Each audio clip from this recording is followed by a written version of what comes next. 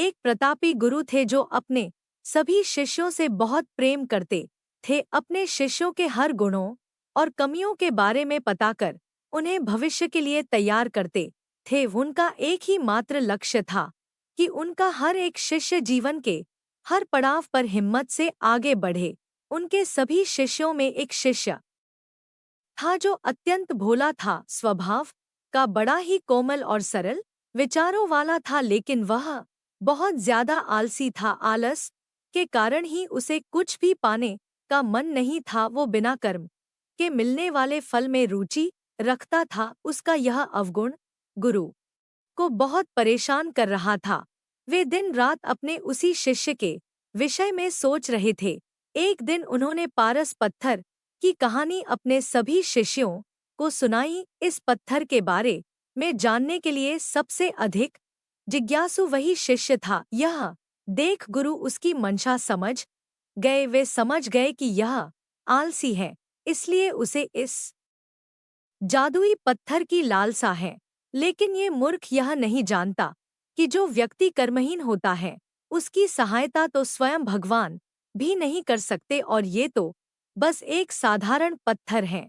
यह सोचते सोचते गुरु ने सोचा कि यही सही वक्त है इस शिष्य को आलसी के अवगुणों से अवगत कराने का। ऐसा सोच गुरु जी ने उस शिष्य को अपनी कुटिया में बुलवाया। कुछ क्षण बाद कुटिया के भीतर शिष्य ने प्रवेश किया और गुरु को सिर झुकाकर प्रणाम किया। गुरु ने आशीर्वाद देते हुए कहा, बेटा, मैंने आज जिस पारस पत्थर की कहानी सुनाई वो पत्थर मेरे पास है और तुम मेरे प्रिय शिष्य हो, इसलिए मैं वो पत्थर सूर्य उदय से लेकर सूर्यास्त तक के लिए तुम्हें देना चाहता हूँ। तुम उससे जो करना चाहो कर सकते हो। तुम्हें जीतना स्वर्ण चाहिए, तुम इस पर पत्थर से इस दिए गए समय में बना सकते हो। यह सुनकर शिष्य की लुशी का ठिकाना न था। गुरु जी ने उसे प्रातः सूर्योदय होने पर पत्थर देने का कहा। रात भर वह इस पत्थर के बारे में सोचता रहा।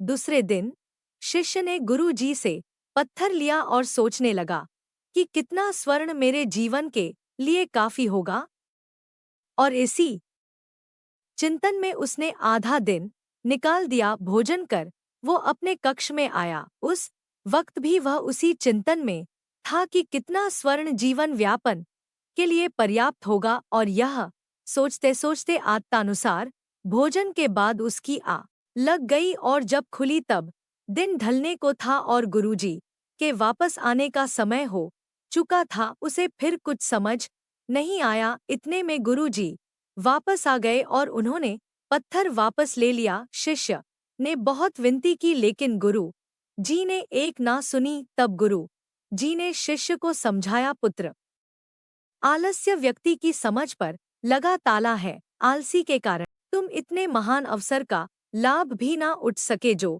व्यक्ति कर्म से भागता है उसकी किस्मत कभी उसका साथ नहीं देती। तुम एक अच्छे शिष्य हो, परंतु तुम में बहुत आलस है। जिस दिन तुम इस आलस के चौले को निकाल फेंकोगे उस दिन तुम्हारे पास कई पारस के पत्थर होंगे। शिष्य को गुरु की बात समझ आ गई और उसने खुद को पूरी तरह बदल दिया। उसे कभी किसी पारस की लालसा नहीं रही।